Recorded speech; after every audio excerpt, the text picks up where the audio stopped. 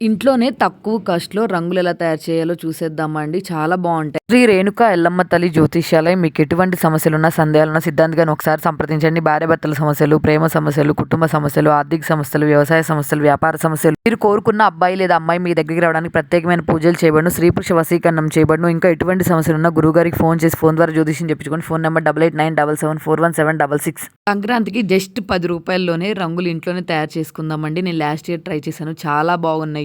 దీనికోసం నేను రేషన్ బియ్యంతో చేసిన బియ్యం పిండి ఉంటది కదా మన ఇంట్లో, అదైతే యూజ్ చేస్తున్నాను. ఇసుక అందుబాటులో లేనప్పుడు ఇలా చేసుకోవచ్చు. అలాగే కలర్స్ కోసం అయితే ఫుడ్ కలర్స్ ఉంటాయి కదా మన దగ్గర, గ్రీన్, యెల్లో, ఆరెంజ్, రెడ్, ఇవైతే యూజ్ చేస్తున్నాను. ఒక ప్లేట్లో 2 టేబుల్ స్పూన్ల వరకు బియ్యం పిండి వేసుకొని, మనకి ఏ కలర్ అయితే కావాలనుకుంటున్నామో ఆ కలర్ వేసుకొని, కొంచెం వాటర్ వేసుకొని ఇలా మిక్స్ చేసుకుంటే మనకు కావాల్సిన కలర్స్ అయితే వచ్చేస్తాయి.